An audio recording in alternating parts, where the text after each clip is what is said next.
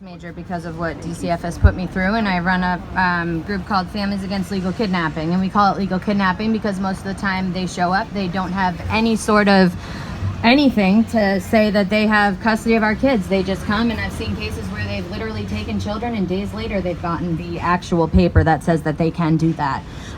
With me, I noticed the first problem with the vaccines in DCF when I had my middle daughter, Stella. I had them involved because a doctor had put me on a medication and told me everything was fine, and DCF apparently didn't agree because they know better. So I went to the doctor for the vaccine, and I was told that if I did not put Stella on the vaccine that I would get her taken away permanently. So basically you get coerced and forced into doing it, or you don't get your kid. So you're put between a choice of your child's health or your child's health, because when they go into foster care, the United States has, I think it was number 1 or number 2 in sex trafficking in the entire United States, and it was up there in the top 3 for the world too. Once kids enter into foster care, and only 36.3% were even placed with kinship foster parents. So regardless, they're not looking out for their best interest. They're not looking out for anything to do with anything health-wise. Nobody during this epidemic has been able to even see their kids. I'm technically legally supposed to be able to know about what goes on with my daughter, and still I'm not even allowed to know if she goes to the hospital or anything like that. All I know is that she was given all the vaccines that I did not want her to give, despite the fact that I still have all my rights to her. And so, I could go on and on about all the injustices about DCF and things like that, but long story short, I'm fighting the fight with you guys, and I've watched multiple kids get taken from their homes, good homes, be put into foster care and come out with bruises and black eyes. And a friend of mine standing right here, it happened to her daughter, and the judge will say, oh, we can't prove the foster parents did it, we can't prove that. So the foster parents have free reign to do whatever they want. And not only that, my father literally dated my DCF worker for 5 years on record, and nobody did anything about it. It didn't matter, and he was my abuser, yet he still got custody of my child and still has her.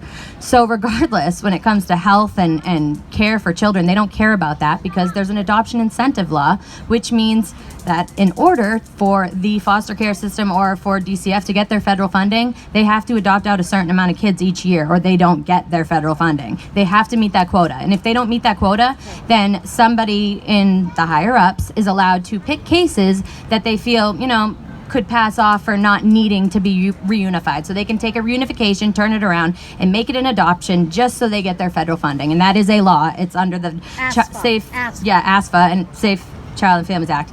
And so right now, actually tomorrow, I'm beginning work on a bill to make it so the incentive goes away, and they are instead incentivized to keep children with families, and they're incentivized to reunite.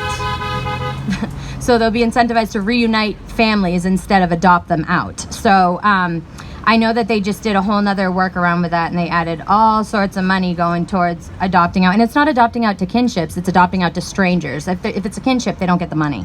So regardless, there's been so many different corrupt things in this vaccine. I feel like it's just one more thing for them to say, maybe to control us, yes, but I feel as though it's a big reason for them to say, oh, you're not doing what you're supposed to for your kids, so we're going to take your kids. And blonde hair, blue-eyed babies, it's just a fact. They go quick. And You're speaking my language, honey.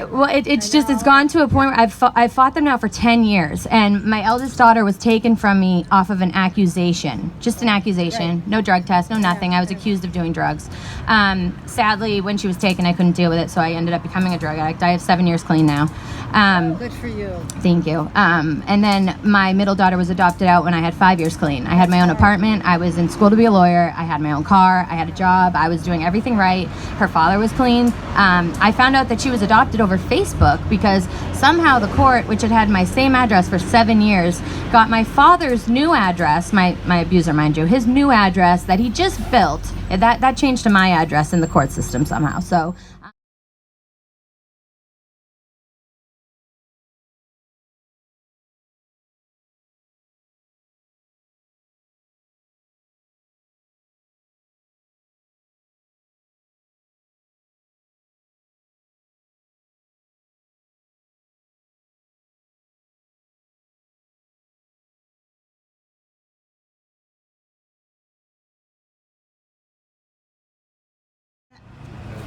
I was very depressed. I asked him for help, but he did what he always wanted to do, which was he will get mad at me, he will block me and disappear.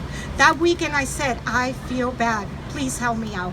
And he disappeared. So I ended up calling for help. DCF got involved.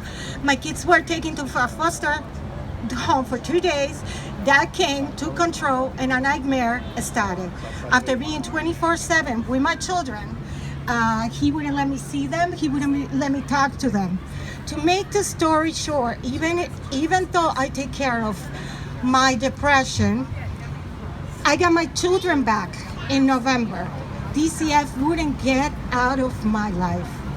Finally, my ex decided to go to court because of to reduce my child support. We are talking about someone wealthy that left me with nothing. He wanted to reduce the child support and then changed his mind.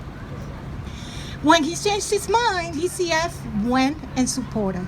Now the funny thing is that DCF supervisor Angelica Moore received more than one complaint about the treatment that I was getting, how they were shaming me and putting me on the ground. Yet she went to court and said that my social worker had done an outstanding job and given to the father. I was taking my physical custody. I am not allowed to co-sleep because apparently that is wrong. They are 5 and 6 and they used to sleep in their bed, but my son had a seizure in the middle of the night and that turned me scared. So after that I became flexible and let them, but that's wrong. Like I said too, okay, and the court came and that was acceptable that my mother hardly speak English. And they accepted that at the court. Who cares? My children are bilingual. And that woman right there is like a second mother to those children. She has spent more time with those children than their own father, who worked away and sometimes will be 3 weeks at a time out of the house. On top of that, every time he got upset, he would disappear. And like I said, he blocked me and he didn't care about the well-being of the children. But guess what? They're still doing whatever they want. And there's no explanation why I don't deserve my children. My children were up to date with medical care, up to date in school. My mom, mom volunteering. They did activities, a lot of friends, a lot of social. They were thriving. My depression never affected them until DCF got involved and yanked them out of my house. And my daughter's diagnosed with PTSD. My son, the same thing. Then my son in December also reported being physically abused by his father, but they said that I was coaching them. And I wish that were true, because right now as a mom, that's my job to protect my son. And I can. But DCF wanted to side with him, maybe because he has money. I don't know.